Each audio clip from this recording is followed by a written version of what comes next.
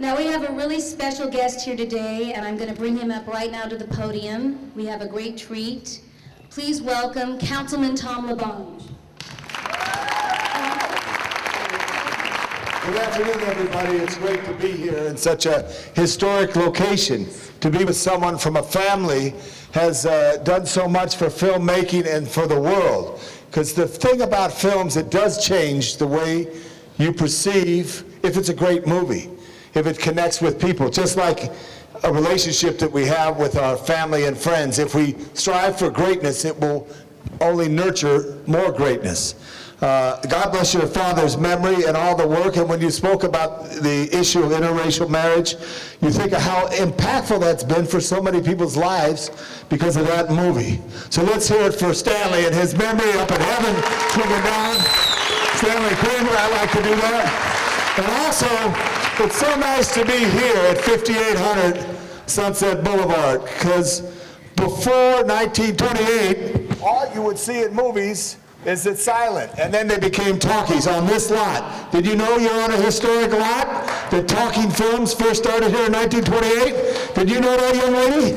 Now you know. So you know you've been to a historic spot right off Sunset Boulevard, which is one of the greatest streets from the Pueblo in the heart of the city of Los Angeles, always out to the ocean. I tell people who visit this city is get on Sunset Boulevard, go to the birthplace, where 44 people walked 9 miles from the Mission San Gabriel to the banks of then the river where the Pueblo is now to form our city, and then come out all the way and drop off and go into Echo Park, Silver Lake, Hollywood, Beverly Hills, and to the west to the ocean.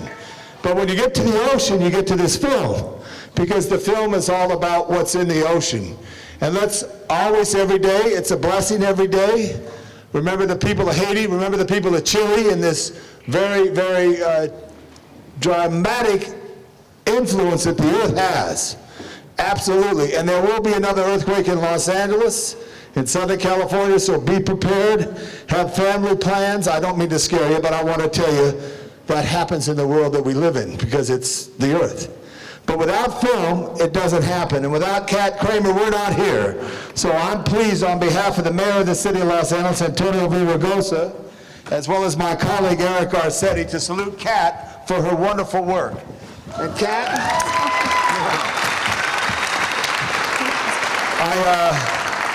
around the city, and here you're all film people. I just came from a park.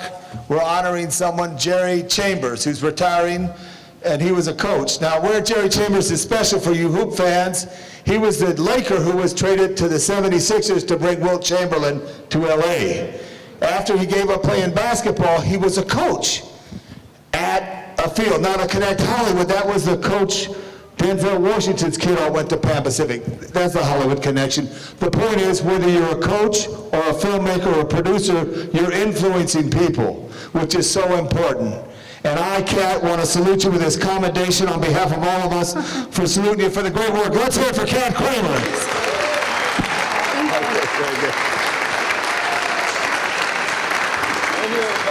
Okay.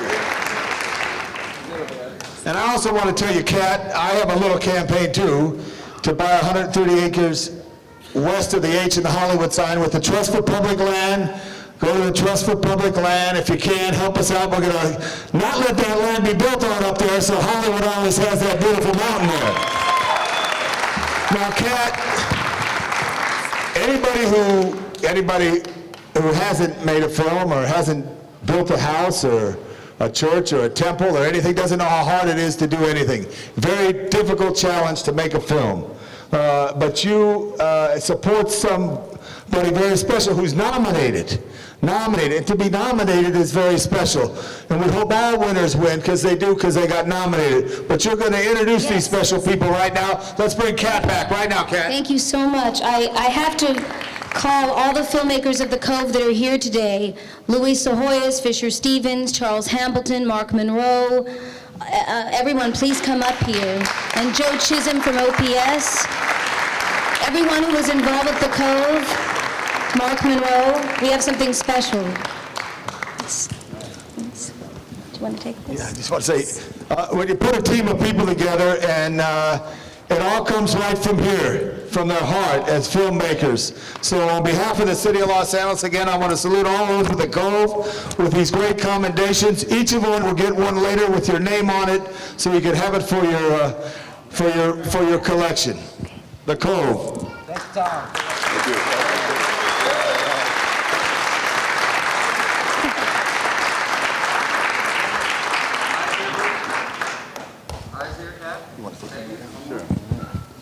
Louis, will you please take the mic? Luis is going to give us a little words. Give Luis a big hand right now.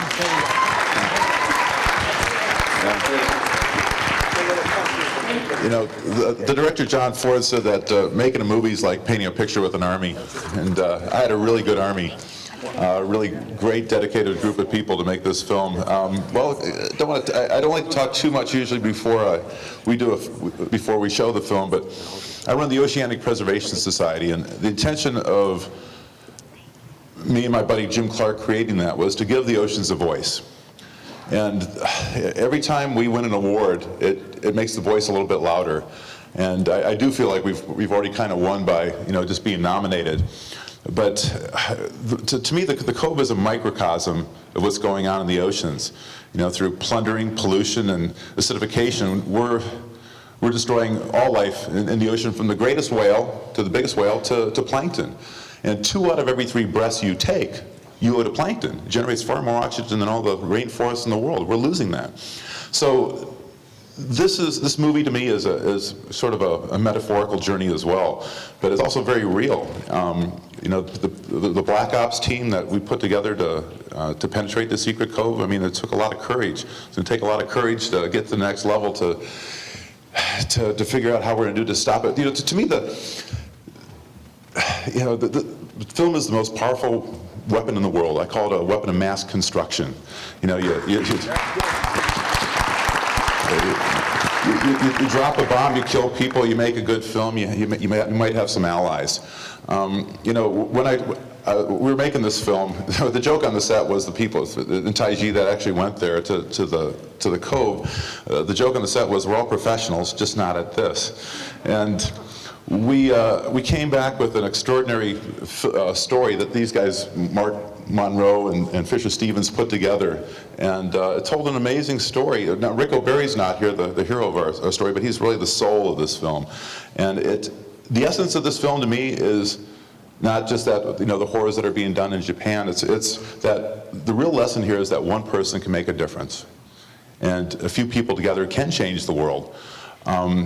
There's that great quote by Margaret Mead that said, a few thoughtful people can change the world. Indeed, it's the only thing that ever has. That's what gives me hope that that film can do that. It can change the world, and it has been making a lot of impact. I won't want to say before you see the film what it's done, but thanks everybody. Appreciate it, and appreciate it. Thank you.